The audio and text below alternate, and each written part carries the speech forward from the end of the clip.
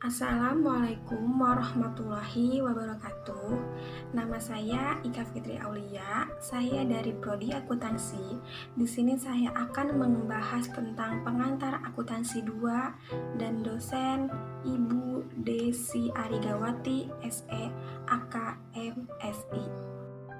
Persekutuan atau partnership adalah suatu penggabungan di antara dua orang atau badan atau lebih untuk memiliki bersama-sama dan menjalankan suatu perusahaan guna mendapatkan keuntungan atau laba dalam akuntansi.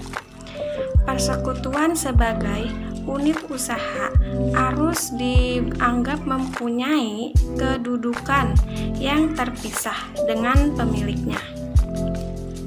Karakteristik persekutuan. Yang pertama, berusaha bersama-sama atau mutual agency. Setiap anggota merupakan agen dari persekutuan perusaha untuk mencapai tujuan usahanya. Yang kedua, jangka waktu terbatas atau limited life. Persekutuan akan tetap ada selama orang atau badan yang mengadakan persekutuan masih tetap ada dan masih tetap menghendaki. Macam-macam bentuk persekutuan. Yang pertama, trading partnership, yaitu persekutuan yang usaha pokoknya adalah pembuatan, pembelian, dan penjualan barang. Yang kedua, non-trading partnership, yaitu persekutuan yang memberikan jasa karena keahliannya. Dan yang terakhir, general partnership, yaitu persekutuan di mana setiap anggota dapat bertindak atas nama perusahaan dan kepadanya dapat diminta pertanggungjawabannya terhadap kewajiban persekutuan. Perjanjian persekutuan. 1. Nama persekutuan anggota, tanggal berdirinya dan sifat serta bidang usaha. Kedua, besarnya investasi masing-masing anggota. Ketiga, hak dan kewajiban anggota. Keempat, buku catatan dan laporan keuangan. Kelima, pembagian keuangan. Keenam, hal-hal khusus yang menyangkut masalah pembebanan dan penerimaan imbalan jasa tertentu di antara para anggota. Penarikan kembali modal yang disetorkan. Akuntansi terhadap penyertaan modal dan persekutuan. Yang pertama, masalah yang spesifik. Masalah-masalah yang berhubungan dengan pengukuran milik atau penyertaan tiap anggota dalam persekutuan. Kedua, hak dari para anggota diikhtisarkan di dalam rekening modal masing-masing yang terdiri dari penanaman mula-mula, penanaman tambahan dan flat, serta bagian dari keuntungan atau kerugian usaha. Akuntansi terhadap kegiatan perusahaan. Yang pertama, tujuan untuk menentukan laba atau rugi periodik.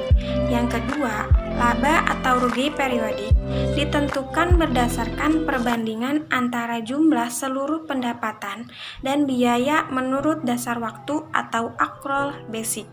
Ketiga, masalah akuntansi yang spesifik terhadap kegiatan usaha persekutuan.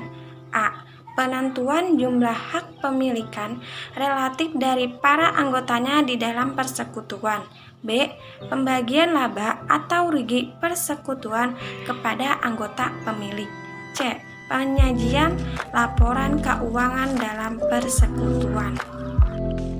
Pendirian persekutuan dan pembagian laba. Pendirian persekutuan.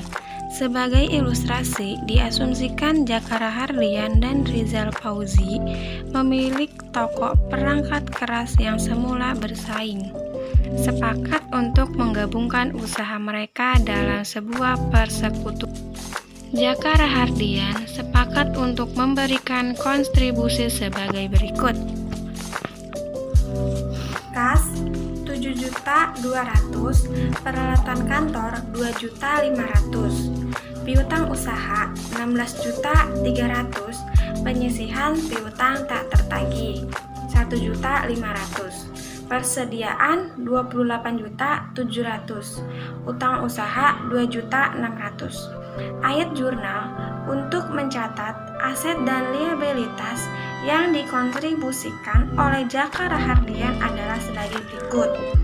April tanggal 1, kas 7.200.000, piutang usaha 16.300.000, persediaan 28.700.000, peralatan toko 5.400.000, peralatan kantor 2.500.000, penyisihan piutang tak tertagih 1.500.000, utang usaha 2.600.000, modal Jaka Rahardian 56 juta. Pembagian laba. Laba atau rugi persekutuan dibagi berdasarkan ketentuan dalam perjanjian persekutuan. Jika persekutuan tidak memiliki perjanjian atau jika perjanjian tidak menyebutkan mengenai pembagian laba atau rugi, maka seluruh rekan akan memperoleh bagian yang sama. Metode umum pembagian laba persekutuan didasarkan pada yang pertama, jasa rekan. Yang kedua, jasa rekan dan investasi. Sekian pembahasan saya. Kurang lebihnya mohon maaf. Wassalamualaikum warahmatullahi wabarakatuh.